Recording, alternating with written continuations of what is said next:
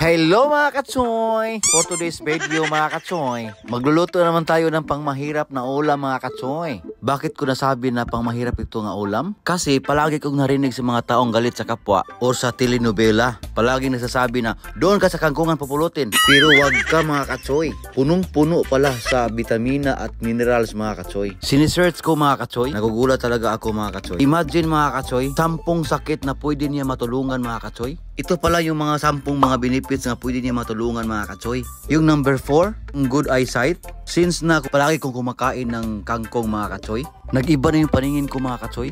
Sa sobrang liwanag yung paningin ko mga katsoy, makakita na ako ng maligno. Ang kagandahan sa kangkong mga katsoy, kung dumudumi ka na, pagtingin mo sa dumi mo, kangkong pa rin. So pwede po pa hugasan, tapos lutuin ulit.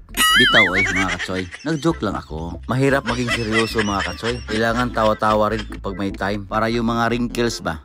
Diba? Ito mga katsoy, seryoso na to. Sa 10 mga benefits sa kangkong mga katsoy, mayroon ka dyan sa isa na nararamdaman sa katawan mo. So simula ngayon mga katsoy, kumain ka na ng kangkong. 4 na paraan paano mo lutuin ang kangkong. Una, pwede mo ihalo sa sinabawan na isda. Pangalawa, pwede mo i-adobong kangkong, katulad ng ginagawa ko ngayon. Pangatlo, pwede mo i-steam kangkong.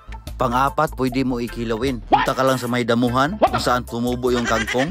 Baboy damo kung ganon. Joke lang mga katsoy. Ikaw no, seryoso ka masyado. Ito lang masishare ko sa inyo mga katsoy. Kung hindi mo nagustuhan yung topic natin ngayon, paki-block lang sa page ko mga katsoy, para hindi ka ma-stress sa mga video ko.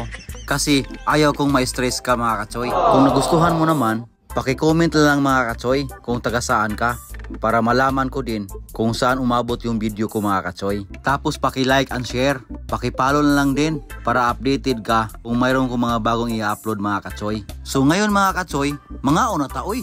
Tanawa ang naong ana o. Kurting gutuma mga katsoy. Bahala mo diha oy. Basta ako mukhaon ko diri. Napay buwad o. Mga ontan nyo mga katsoy. Ato na ning tapuson oy. Thank you for watching mga katsoy. Hasta la vista mga choy choy choy.